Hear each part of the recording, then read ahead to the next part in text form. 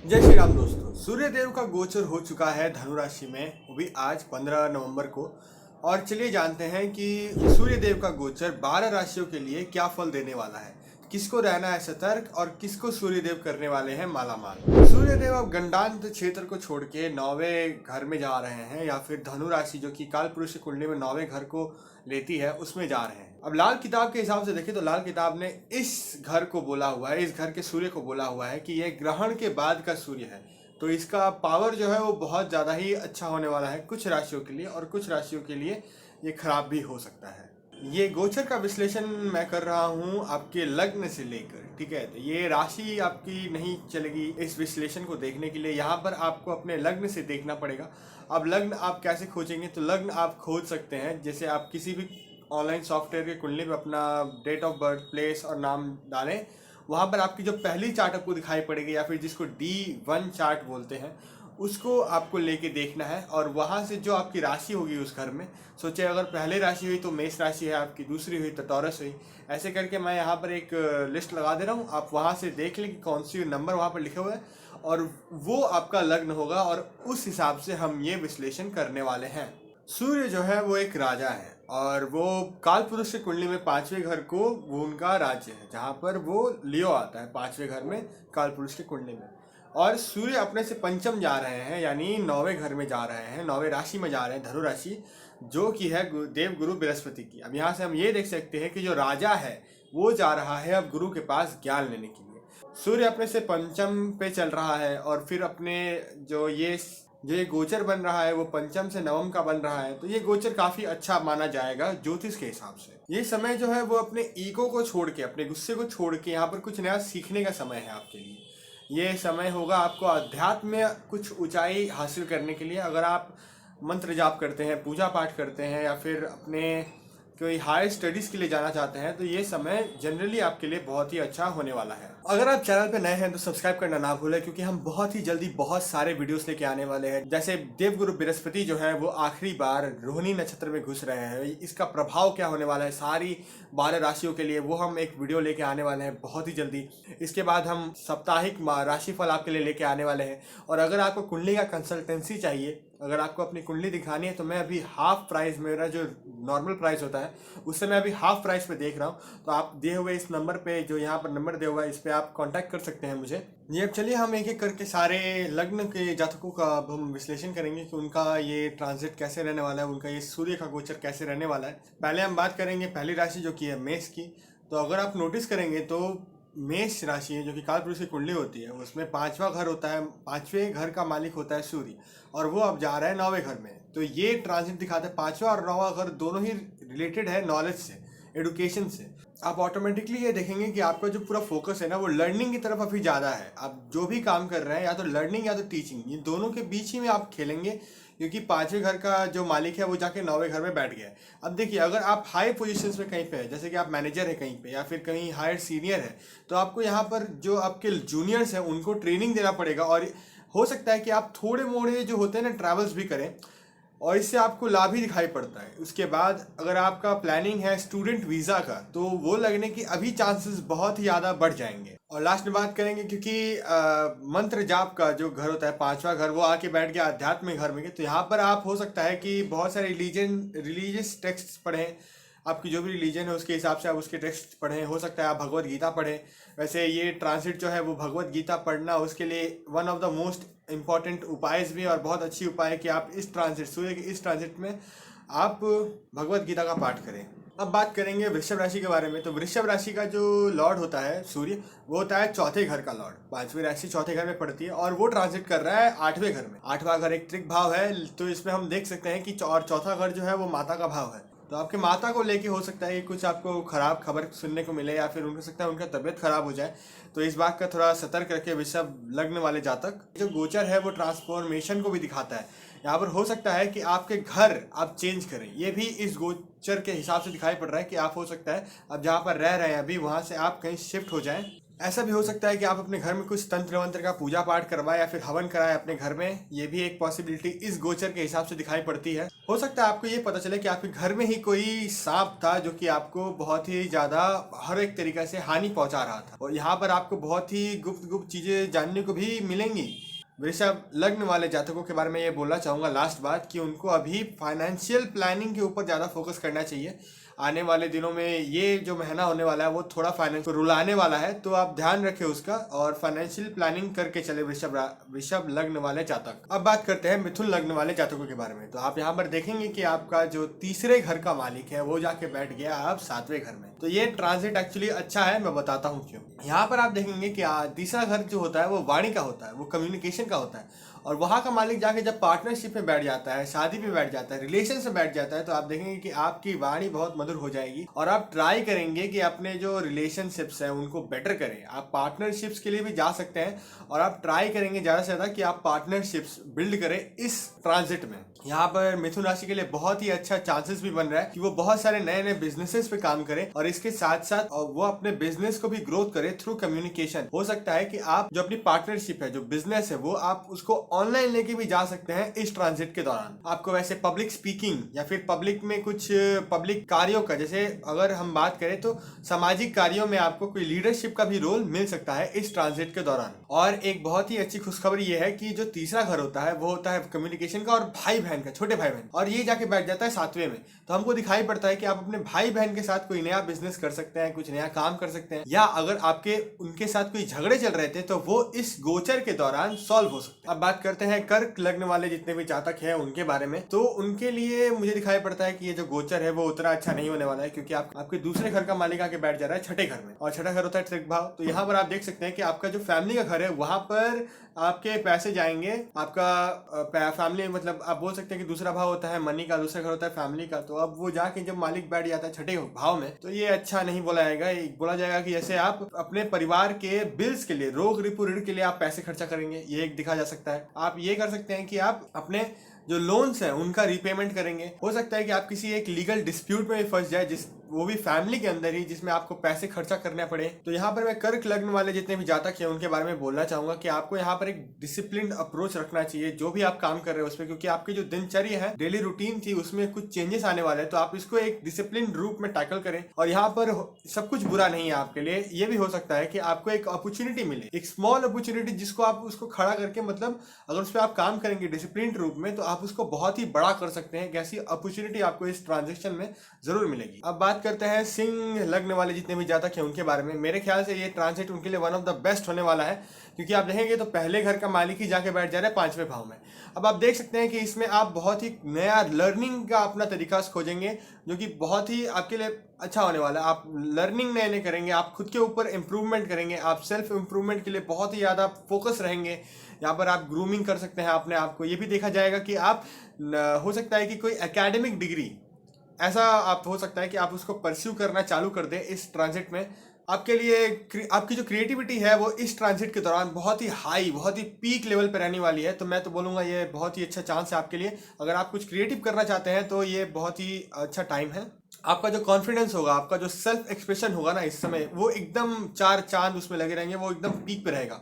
तो आपको इस कॉन्फिडेंस को यूज़ करना चाहिए। अगर आप कोई भी चीज़ रिलेटेड करने वाले हैं स्टडीज़ का या फिर टीचिंग में, तो ये आपको बहुत ही ज़्यादा बेनिफिशियल और हेल्प करने वाला है। लास्टली मैं बोलूँगा, अगर आपके बच्चे हैं तो आप इस समय में पाएंगे कि आपका जो प्यार है उनके तरफ वो बहुत ज़्यादा बढ़ रहा है, और आप और आपके बच्चे जो हैं वो बहुत ही अच्छे से बॉन्ड कर पा रहे हैं। तो आपके जो बच्चों के साथ संबंध है वो बहुत ही अच्छे दिखाई पड़ रहे हैं। ये भी हो सकता है सिंह राशि के लिए जो कि सिंगल है अभी तक, तो ये भी हो सकता है कि उनको गर्लफ्रेंड मिले या फिर उनकी कोई नए रिलेशन चालू होने के भी योग इस ट्रांजिट में दिखाई पड़ रहे हैं। अब बात करते हैं कन्या लग्न वाले जितने भी जातक हैं उनके बारे में। इस ट्रांजिट में आपको एक बहुत ही मजेदार चीज होने वाली है कि क्योंकि आपका जो 12वें घर का मालिक है वो आके चौथे घर में बैठ रहा है, तो फॉरेन से कोई चीज आप लाके अपने घर में रख सकते हैं। ये एक चीज दिखाई पड़ता है इस ट्रांजिट के दौरान। आप ये भी देख सकते हैं कि जो चौथा घर होता है वो आपकी मदर का होता है, और जो 12वां घर होता है वो इमोशनल चेंजेस का भी होता है। तो आप इस दौरान पाएंगे कि आपकी जो मदर है वो जैसे नॉर्मली बिहेव करती थी उनसे थोड़ा सा अलग बिहेव कर सकती हैं। हो सकता है आपकी मम्मी के लिए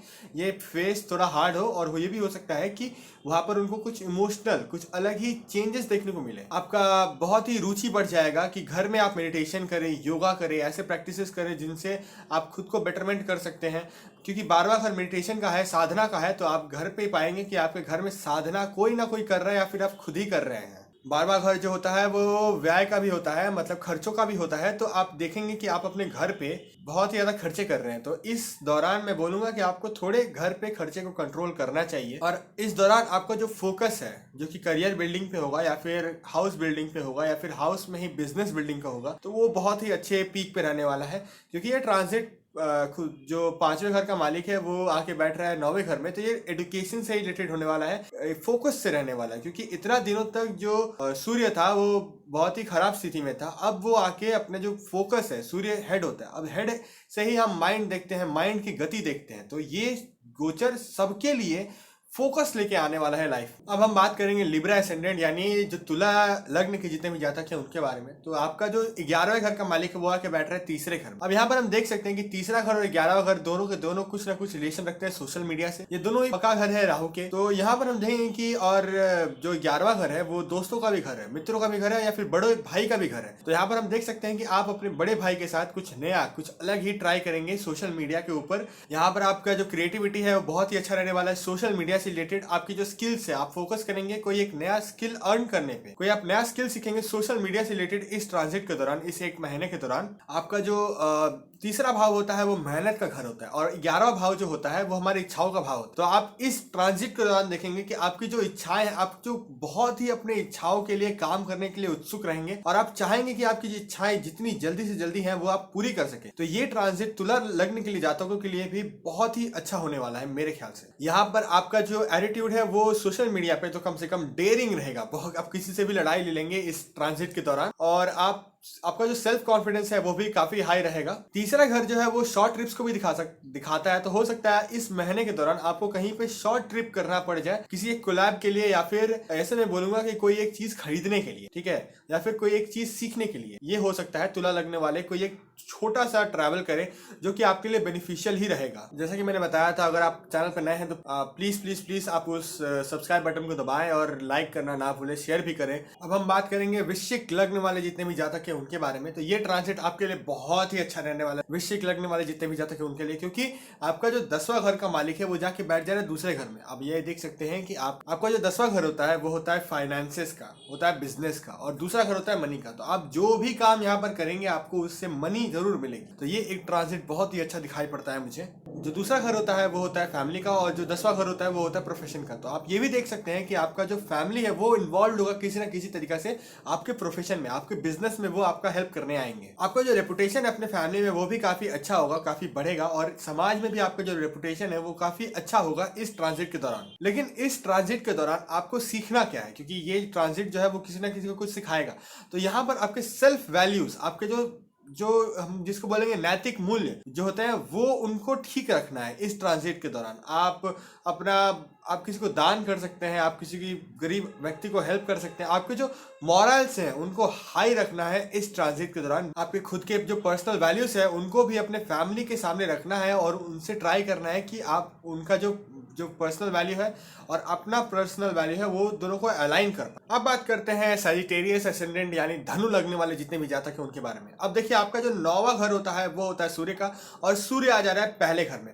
यहाँ पर मैं आप बता सकता हूँ कि अगर आपको कोई मजाक से हटके अगर आपको कोई एक लॉटरी काटनी है तो आप काट सकते हैं, आपका लग जाएगा, क्योंकि आपका यहाँ पर जो कॉन्फिडेंस है वो हाई रहेगा। आपका जो लक है, जो भाग्य है, वो आपका 110% साथ देने वाला है। आपके जो यहाँ पर रिलेशंस है वो काफी अच्छे हो जाएंगे अपने पिता के साथ, अपने टीचर्स के साथ, क्योंकि 9वां घर जो होता है वो पिता का होता है और टीचर का होता है। यहाँ पर हो सकता है कि आप भी अध्यात्म की तरफ जा सकते हैं। और तो और यहाँ पर आपका जो सेल्फ कॉन्फिडेंस है वो भी बहुत ही अच्छा मुझे दिखाई पड़ता है धनु लगने वाले जितने भी जातक हैं उनके। और पर्सनल ग्रोथ का यहाँ पर बहुत ही अच्छा एक ये दिखाई पड़ने वाला है। आप अपने जितने भी नॉलेज है जो कि आपने अभी तक अर्न किए हैं उनसे आप अपना पर्सनल ग्रोथ करेंगे, इंडिविजुअल लेवल पे आप अपने ऊपर काम करेंगे यहाँ पर।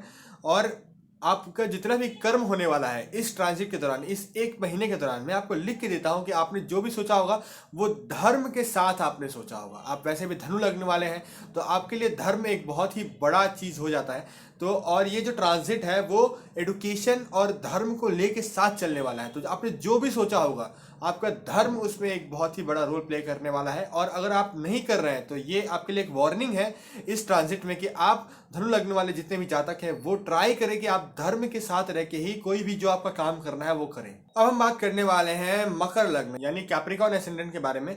तो आप यहाँ पर देखेंगे कि आपका जो 8वें घर का मालिक है वो जाके बैठ जा रहा है 12वें घर में। तो 8वां घर होता है गुप्त और 12वां घर होता है हीलिंग का, यहाँ पर स्पिरिचुअलिटी का। तो आप देखेंगे कि आप कहीं गुप्त जगह पर जाके कोई पूजा पाठ कर सकते हैं। हो सकता है आपके घर के दूर कोई तांत्रिक देवी का मंदिर है, आप वहां पर विजिट कर सकते हैं। या फिर ऐसा लगेगा कि आपको वो देवी जो है वो काइंड ऑफ अट्रैक्ट कर रही हैं। आप हो सकता है कि आपका जो रुझान है उनकी तरफ बहुत ज़्यादा बढ़ जाए और आप जाके उनका पूजा भी कर सकते हैं। ये बहुत ही अच्छा उपाय होगा आपके लिए। आप जाके कोई भी तांत्रिक जगह पर या फिर कोई भी ऐसा मंदिर है वहां पर आप जाके पूजा पाठ कर सकते हैं। यहाँ पर हीलिंग एक बहुत ही बड़ा रोल प्ले करने वाला है। तो जो 8वां घर होता है वो क्रॉनिक इलनेस का होता है, मतलब कोई ऐसी बीमारी जो कि बहुत लंबे समय से चली आ रही है, जो आपको परेशान कर रही है, वो इस ट्रांजिट के दौरान खत्म होने के बहुत ही बड़े चांसेस बन रहे हैं। हो सकता है कि आप फॉरेन लैंड मतलब अपने घर से या फिर अपने शहर से दूर जाके किसी एक धार्मिक स्थल पे आप जाएं, वहां पर पूजा पाठ करें।